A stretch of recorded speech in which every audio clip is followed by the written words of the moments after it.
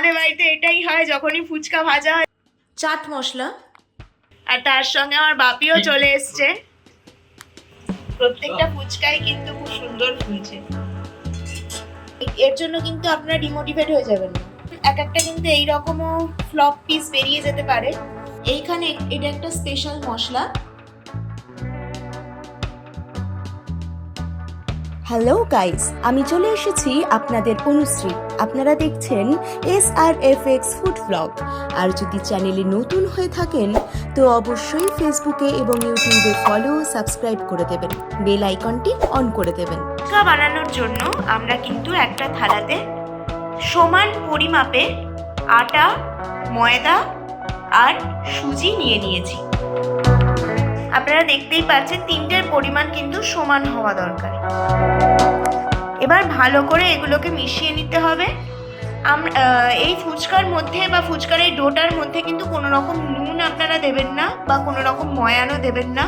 ঠান্ডা জলে একটু নরম আর শক্তর মাঝামাঝি অবস্থায় কিন্তু আপনারা মেখে নেবেন।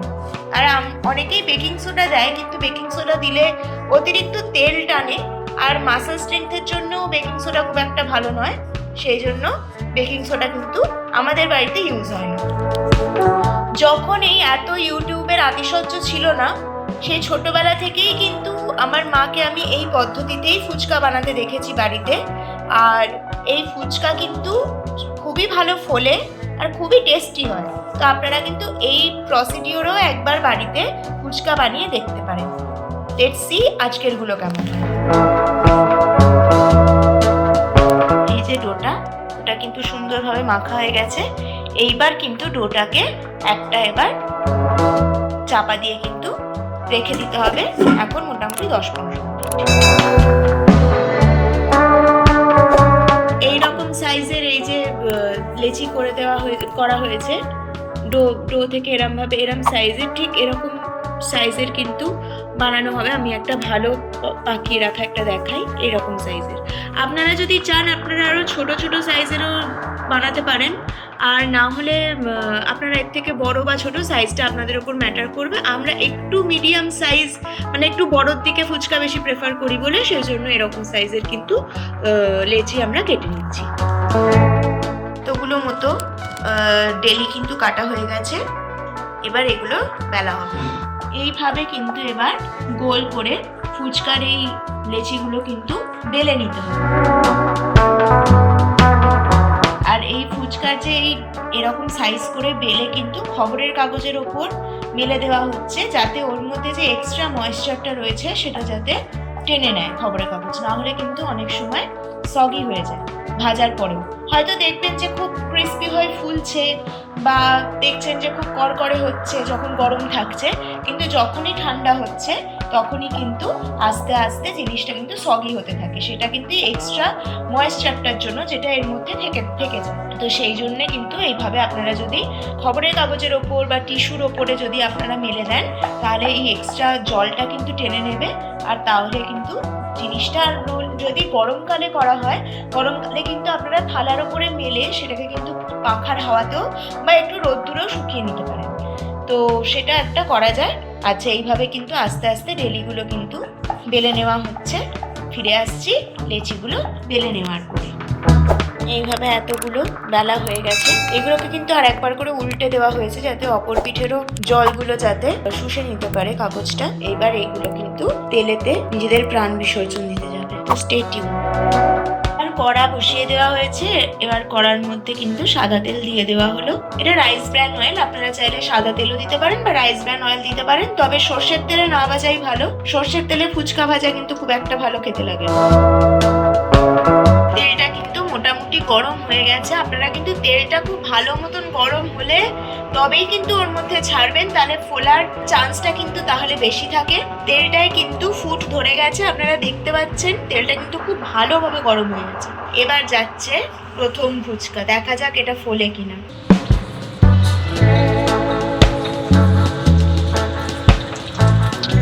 দেখতে পাচ্ছেন ফুচকাটা কিন্তু খুব ভালো ফুলেছে আর দেখতেও খুব সুন্দর হয়েছে, মিষ্টি দেখতে হয়েছে। এবারে আরেকটা গেল। তেলটা কিরকম গরম হয়েছে আপনারা বুঝতেই পেরে দেখেছেন, ফুচকাগুলো কিন্তু খুব সুন্দরভাবে গোল হয়ে ফুলছে, কিন্তু দুগোল হয়ে ফুলেছে দুটো ফুচকাই। এবার এগুলি আর একটুখানি করে ভাজতে হবে। প্রত্যেকটা ফুচকাই কিন্তু খুব সুন্দর ফুলছে। এখানে আমার মা ভাজছে, আর তার সঙ্গে আমার বাপিও চলে এসছে, দেখতে সবাই মিলে। আমাদের বাড়িতে এটাই হয়, যখনই ফুচকা ভাজা হয় তখন সবাই মিলে দেখতে চলে আসে যে ফুচকা ফুলছে কিনা। প্রত্যেকটা ফুচকাই কিন্তু খুব সুন্দরভাবে ফুলে গেছে। এইভাবে কিন্তু ফুচকাগুলো আপনারা ভেজে নেবেন, আর চেষ্টা করবেন 5টার বেশি না দিতে, তাহলে হিটটা কিন্তু ঠিকভাবে কন্ট্রিবিউট হয় না। হলেও কিন্তু সব কটা ফুলেছে আর খুবই সুন্দর দেখতে লাগছে। এই যে এইগুলো আগের গুলো রাখা রয়েছে, আর এক খোল ফুলছে। এবার এক একটা কিন্তু এইরকমও ফ্লপ পিস বেরিয়ে যেতে পারে, যেটা এইটার ক্ষেত্রে হলো। তো আপনারা কিন্তু এইগুলো ফেলে দেবেন না। এগুলো দেখেছেন ফুচকাওয়ালাদের কাছেও এরকম পাপড়ি মতন হয়ে যায়, তো সেইগুলো কিন্তু ওই লাস্ট টাইম বিট নুন দিয়ে হোক বা চুরমুর করে হোক আপনারা কিন্তু খেতে পারেন, ঠিক আছে? আর এগুলো একটা দুটো হয়েই থাকে সবের ক্ষেত্রেই, ফুচকাওয়ালাদেরও হয়। তো এর জন্য কিন্তু আপনারা ডিমোটিভেট হয়ে যাবেন না। সব অভিনেতার কিন্তু সমস্ত সিনেমা কিন্তু হিট হয় না, এটা মাথায় রাখবেন। মানে আলু আর জলের জন্য আমরা কিন্তু নিয়ে নিয়েছি আলু আর ছোলা সিদ্ধ করা, তার সঙ্গে নিয়েছি ভিজানো কাঁচা ছোলা, কারণ আমার খুব ভালো লাগে ফুচকাতে কাঁচা ছোলা। গরম জলের মধ্যে পাকা তেঁতুল আর একটু চিনি দিয়ে সেটাকে কিন্তু অনেকক্ষণ ধরে ভিজিয়ে রাখার পর ছেঁকে নিয়ে কিন্তু এই পাল্পটা তৈরি হয়েছে। এইখানে এটা একটা স্পেশাল মশলা, এটা হচ্ছে ধনে আর জিরে রোস্টেড, সেটাকে কিন্তু গুঁড়ো করা আছে।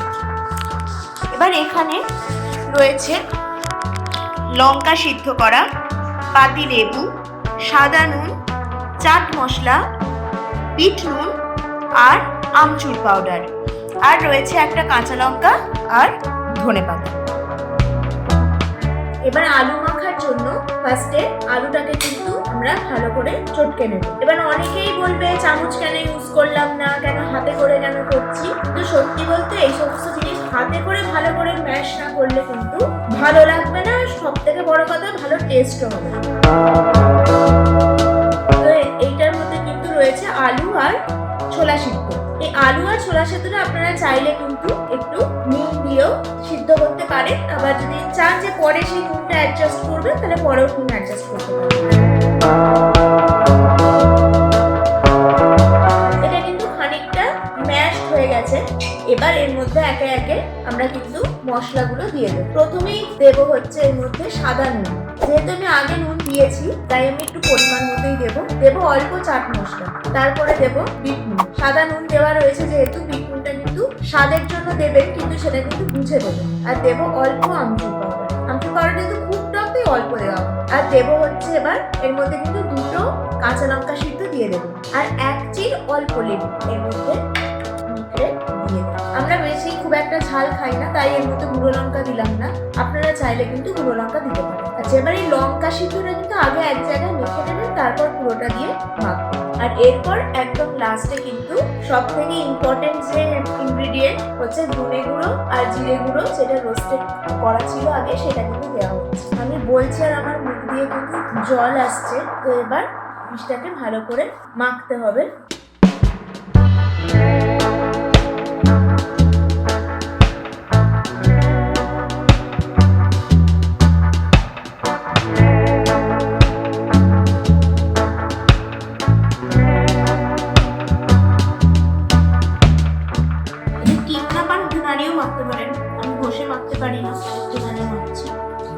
এর মধ্যে কিন্তু এবার আমি এই কাঁচা ছোলাটা কিন্তু দিয়ে দেবো, খুব ভালো টেস্ট হয়। আপনারা একবার অন্তত, যারা কাঁচা ছোলার খুব একটা ফ্যান নন, তারা কিন্তু ফুচকা একবার হলেও কাঁচা ছোলা দিয়ে খেয়ে দেখবেন, দারুণ লাগে।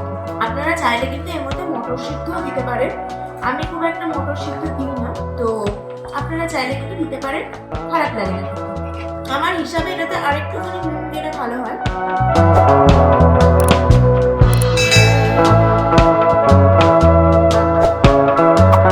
ফুচকার আলুর ওপর দিয়ে কিন্তু ধনে পাতা আর ঝুরি ভাজা দিয়ে কিন্তু ফুচকার আলুটা গার্নিশ করা হয়ে গেছে। এই যে ফুচকার জল, আর এই হলো ফুচকা। আমি আপনাদের একটা ফুচকা একটু ভেঙে দেখাই যে ঠিক কিরকম ক্রিস্পি হয়েছে। আওয়াজ পেয়েছেন নিশ্চয়ই ফুচকাটা যে কতটা ক্রিস্পি হয়েছে। আর একটাও ফুচকা আমি ভেঙে দেখাই কতটা ক্রিস্পি হয়েছে ফুচকা, তাহলে বুঝতেই পারছেন। এবার কিন্তু খাওয়ার পালা। আচ্ছা, এবার জলটা বানাবো। তো জলটা বানানোর জন্য প্রথমেই কিন্তু এই যে কাঠটা, তেঁতুলের কাঠটা রাখা ছিল সেটা কিন্তু আমরা দিয়ে দিলাম। এবার তেঁতুলের কাঠের মধ্যে প্রথমেই দেব হচ্ছে এই রোস্টেড মশলাটা, পরিমাণ মতো দেব। আপনারা যদি খুব বেশি চোখা চোখা খেতে চান তাহলে আরেকটু দিতে পারেন। এবার এর মধ্যে দেব সাদা নুন পরিমাণ মতো, বিট নুন পরিমাণ মতো, চাট মশলা, খুব বেশি চাট মশলা দেওয়ার দরকার নেই, অল্পই দেবেন। আর এরপর দেব হচ্ছে অল্প আমচুর পাউডার। এবার এর মধ্যে কিন্তু দুটো এই সিদ্ধ লঙ্কা কিন্তু কচলে দিয়ে দেবো। তার মধ্যে দেব পাতিলেবুর রস, আর এক চিরো দিয়ে দেব।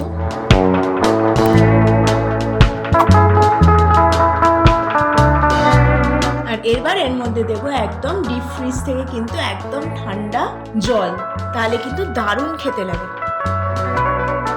জলটা কিন্তু রীতিমতো ভেতরে বরফ হয়ে গেছে, সেই জন্য এরম ভাবে জলটা পড়ছে। পরিমাণ মতো জল কিন্তু দিয়ে দিয়েছি, দেখতে পাচ্ছেন ভেতরে কিন্তু বরফ হয়ে গেছে জলটা। জল মোটামুটি রেডি। শুধু এবার এর ওপর দিয়ে কিন্তু আমরা একটু ধনে পাতা কিন্তু কেটে দিয়ে দেব।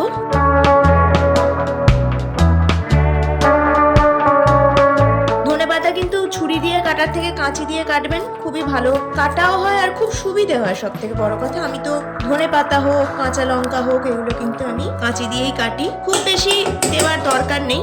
আর তার সাথে অল্প একটু কাঁচা লঙ্কা, যারা ঝাল খেতে ভালোবাসেন বা কাঁচা লঙ্কার স্বাদ যাদের ভালো লাগে তারা কিন্তু এই কাঁচা লঙ্কা উপর দিয়ে দিয়ে দেবেন। আর যদি আপনারা গুঁড়ো লঙ্কার ঝাল খেতে পছন্দ করেন তাহলে গুঁড়ো লঙ্কাটা দিতে পারেন। আর আমি কিন্তু গুঁড়ো লঙ্কাটা একটু কিন্তু অ্যাভয়েডই করি। দেখতে পাচ্ছেন জলটার রংটা কত সুন্দর হয়েছে। তবে এখানে বলে রাখি, অনেকে কিন্তু আপনারা পেঁয়াজও খেতে ভালোবাসেন ফুচকায়। আমি খুব একটা ভালোবাসি না পেঁয়াজ খেতে, তো আমি পেঁয়াজ দিই না। আর ওপর দিয়ে একটুখানি মশলা ওপর দিয়ে ছড়িয়ে দিলাম। আমাদের জল কিন্তু রেডি, তার সাথে একটু আমচুর পাউডারও ওপর দিয়ে দিলাম। আর যে লেবুগুলো কাটা হয়েছিল সেই লেবুগুলো কিন্তু ওর মধ্যে, লেবুর খোলাগুলো কিন্তু সেন্টের জন্য দিয়ে দিলাম। আপনারা চাইলে কিন্তু এর মধ্যে গন্ধরাজ লেবুরও ছিলকা বা গন্ধরাজ লেবুর রস কিন্তু আপনারা দিতে পারেন। এবার কিন্তু আমি ওই কিছু ফুচকা আর আলু আমি এখানে কিন্তু আমি আলাদা করে নিয়ে নিয়েছি, এতে জল নিয়ে নিয়েছি খানিকটা। এবার আর মুখে সত্যি জল আসছে, আওয়াজ পাচ্ছে নিশ্চয়ই কতটা ক্রিস্পি হয়েছে। আর তার মধ্যে এবার এই আলুটা দিয়ে দেব। এবার আহা, এই জলের মধ্যে জাস্ট ডোবাবো, দিয়ে এবার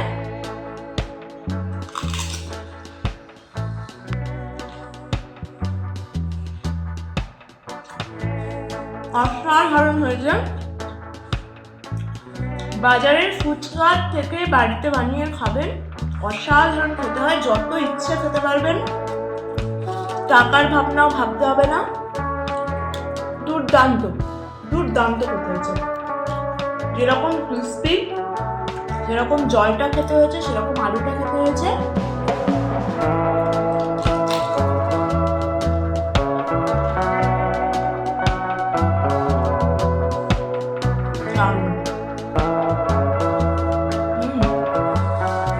দারুণ দারুণ। তো আমি ফুচকা খাই, আপনাদেরও যদি ফুচকা দেখে যদি জিভে জল আসে, অবশ্যই বাড়িতে বানিয়ে ফুচকা খান, সবাইকে খাওয়ান। আর ততক্ষণ টাটা, আসবো আবার অন্য ভিডিও নিয়ে। Bye bye. যদি আপনি ভিডিওটি পুরোটা দেখে থাকেন তো অবশ্যই ভিডিওটি লাইক কমেন্ট করে জানান কেমন লাগলো। দেখা হবে অন্য কোনো ভিডিওতে। আজকের মতন টাটা।